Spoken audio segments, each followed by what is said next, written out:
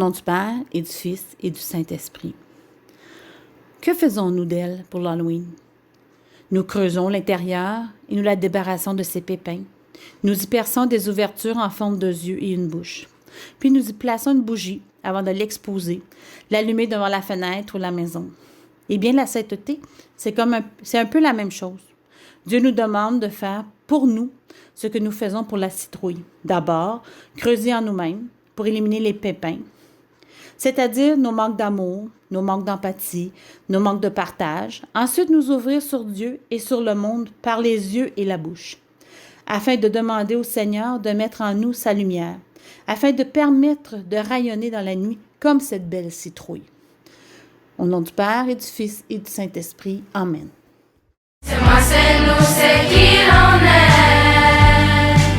Samuel Genêt.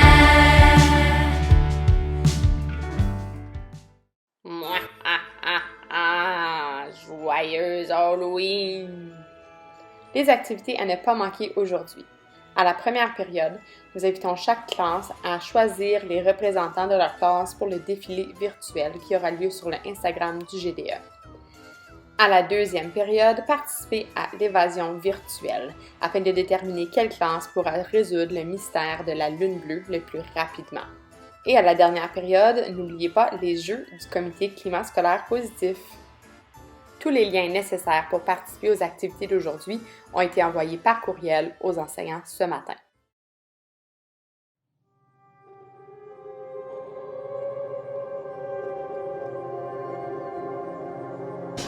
C'est quoi la Toussaint?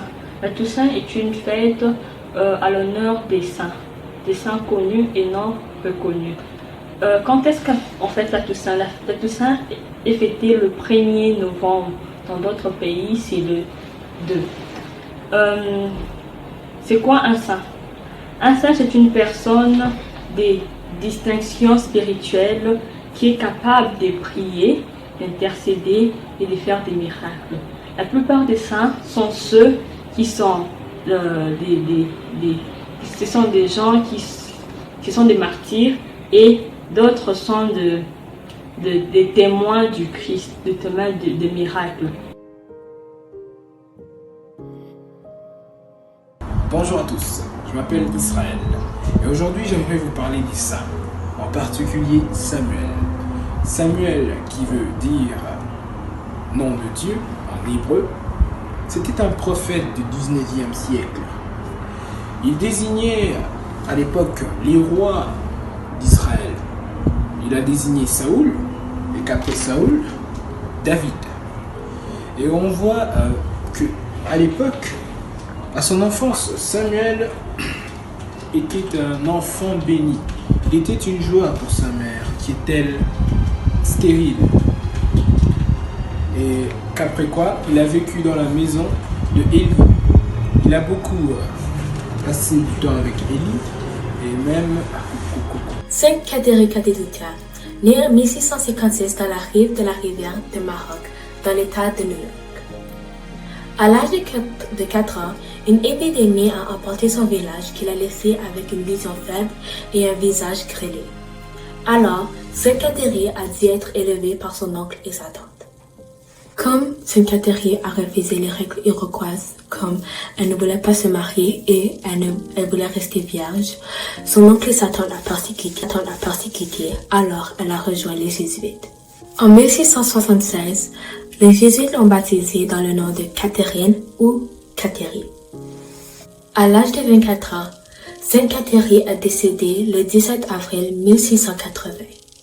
Quelques heures après sa mort, son visage est devenu clair. Puis, le 22 juin 1980, le pape Jean-Paul II l'a appelée une sainte.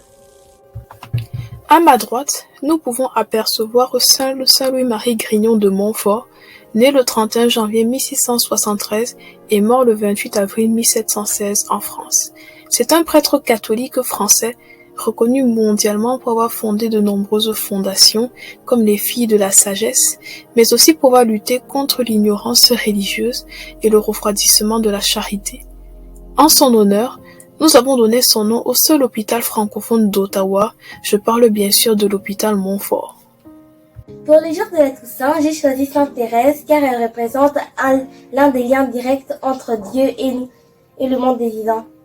Pour la journée de la Toussaint, j'ai choisi comme saint Jean-Paul II car durant le XXe siècle, il était considéré comme le modèle de la nouvelle évangélisation.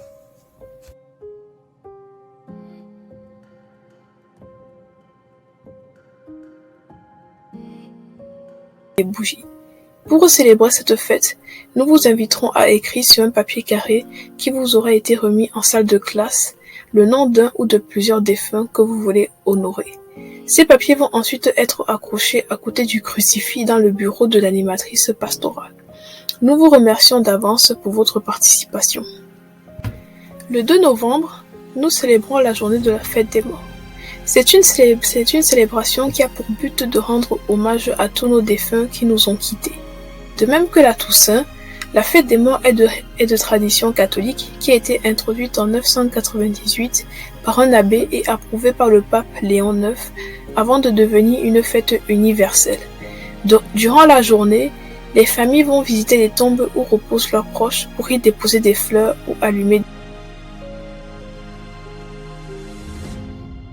La liaison entre ces trois fêtes est qu'auparavant, la fête d'Halloween était célébrée par les païens pour ridiculiser les célébrations catholiques, comme la Toussaint et la fête des morts. Mais avec le temps, la véritable raison de cette fête a été de moins en moins prononcée jusqu'à être majoritairement oubliée par la population.